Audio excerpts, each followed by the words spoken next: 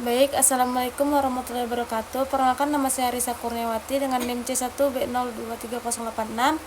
Di sini saya akan menjelaskan mengenai masalah nyata di lingkungan organisasi dan analisisnya.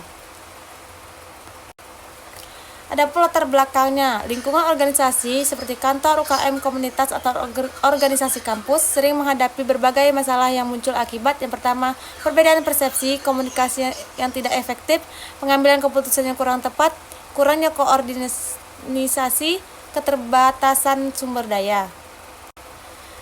Lalu adapun contoh masalah nyata di lingkungan organisasi, beberapa masalah yang umum ditemukan yaitu yang pertama, kesalahan antar anggota. Anggota A memahami instruksi berbeda dari anggota B karena pesan yang tidak disampaikan tidak jelas atau tidak lengkap. Lalu keputusan yang lambat. Keputusan sering tertunda karena pimpinan ragu atau tidak ada prosedur tentang bagaimana keputusan harus dibuat. Lalu komunikasi tidak merata, informasi penting tidak sampai ke semua anggota, hanya sebagian saja yang menerimanya.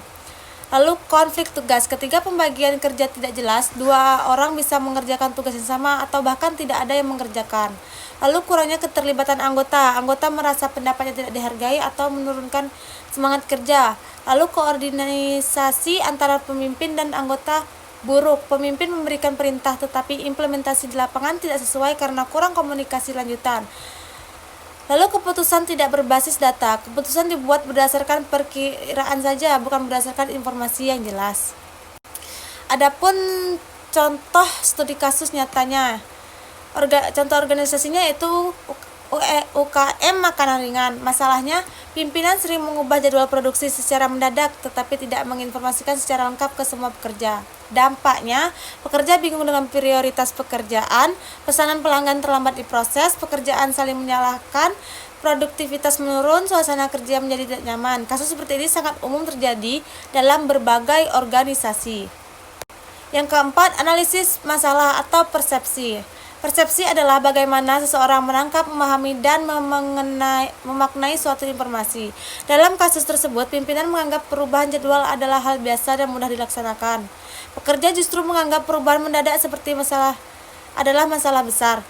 Tidak ada media komunikasi resmi membuat persepsi semakin berbeda. Akibatnya terjadi perceptual gap atau kesenjangan persepsi antara pimpinan dan anggota.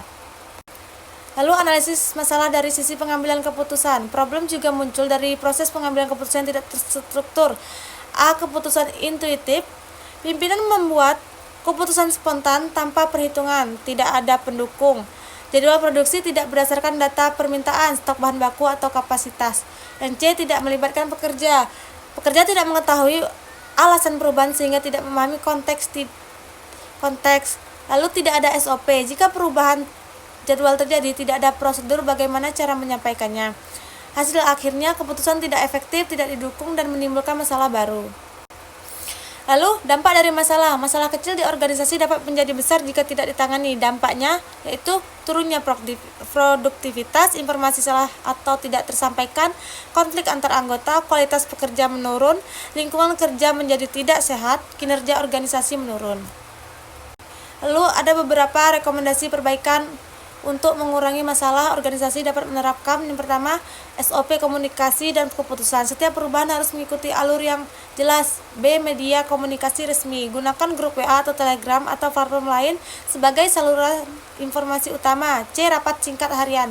Briefing 5 menit dapat menghindari banyak kesalahpahaman. Lalu D. Melibatkan anggota. Ketika anggota tidak dapat ikut dalam proses pengambilan keputusan, mereka akan lebih memahami dan menerima keputusan. Lalu E. Menggunakan data.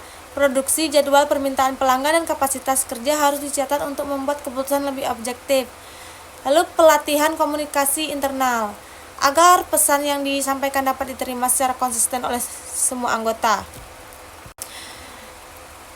Lalu kesimpulan, masalah dalam organisasi sering muncul dari perbedaan persepsi dan pengambilan keputusan yang kurang tepat. Komunikasi yang efektif, SOP yang jelas, dan melibatkan anggota dalam keputusan dapat mengurangi masalah. Analisis ini penting agar organisasi dapat berjalan lebih efektif, efisien, dan harmonis. Baik, itu saja yang dapat saya presentasikan. Sekian dari saya akhiri. Wassalamualaikum warahmatullahi wabarakatuh.